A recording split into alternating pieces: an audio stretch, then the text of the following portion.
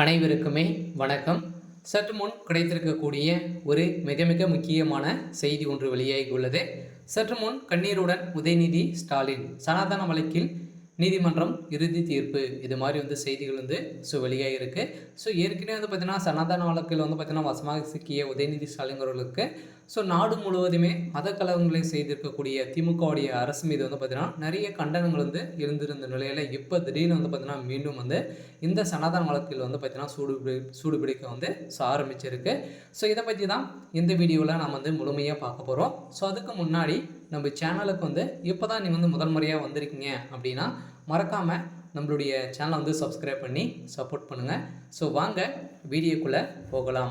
பார்த்தீங்கன்னா ஏற்கனவே சனாதன வழக்கில் வசமாக சிக்கிய உதயநிதி ஸ்டாலின் அவர்கள் தான் பார்த்தீங்கன்னா இப்போ நீதிமன்றம் பார்த்தீங்கன்னா வழங்கிய தீர்ப்பால் நீதிபதி ஆனந்த் வெங்கடேஷ் அவர்கள் தாமாக முன் எடுத்து இவருடைய வழக்கு விசாரணைக்கு எடுத்துக்கொள்ளப்படும் நிலையில் பார்த்தீங்கன்னா நாளை உதயநிதி ஸ்டாலினுடைய ஒட்டுமொத்த கதையை முடிக்கக்கூடிய அளவுக்கு தான் நீதிமன்றம் தீர்ப்பு வழங்க போகிறாங்க. அதனால் பார்த்தீங்கன்னா 10 ஆண்டுகள் சிறை தண்டனை வழங்குறதுக்கான வாய்ப்புகள் இருக்குது.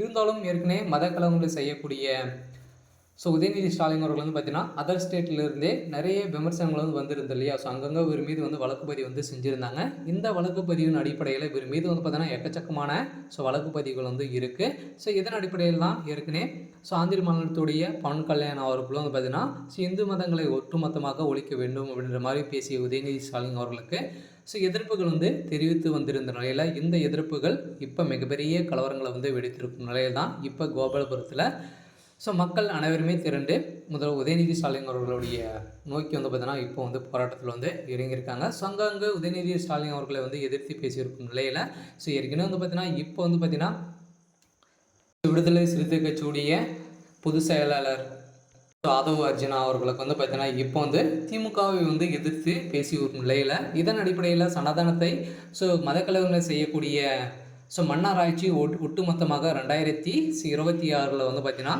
மன்னராட்சி ஒட்டுமொத்தமாக முடிய போகுது அப்படின்ற மதம் பார்த்தீங்கன்னா இப்போ பேசி வரும் நிலையில் இப்போ திருமாவர்கள் பார்த்தீங்கன்னா மீறி பேசிய நிலை தான் இப்போ திமுகவுடைய கூட்டணி ஒட்டுமொத்தமாக வெளியில் போகக்கூடிய நிலைமை வந்திருக்கு. இதனால் பார்த்தீங்கன்னா திமுகவுடைய ஆட்சிக்கு ஒரு மிகப்பெரிய கேள்விக்குறியாக தான் வந்திருக்கும் நிலையில் இப்போ திமுகவை விமர்சித்து பேசிய நிலையில் ஆதவ் அர்ஜுனாவுக்கு வேசிகாவிலிருந்து பார்த்தீங்கன்னா எதிர்ப்புகள் உள்ளதாக இப்போ பரபரப்பான செய்தி வெளியாக இருக்குது. இருந்தாலும் இந்த செய்தியின் அடிப்படையில் உதயநிதிக்கு இப்போ பார்த்தீங்கன்னா ஆதவ் அர்ஜுனா அவர்கள் பார்த்தீங்கன்னா எதிர்ப்புகள் தெரிவித்து வரும் நிலையில் தான் இப்போ இந்த ஆதவ் அர்ஜுனா அவர்கள் பார்த்தீங்கன்னா தமிழக வெற்றி கழகத்தில் இணைந்து திமுகவை ஒட்டுமொத்தமாக ஒழிக்கக்கூடிய அளவுக்கு தான் இப்போ திமுக கூடிய கதை ஒட்டுமொத்தமாக முடிய போகுது.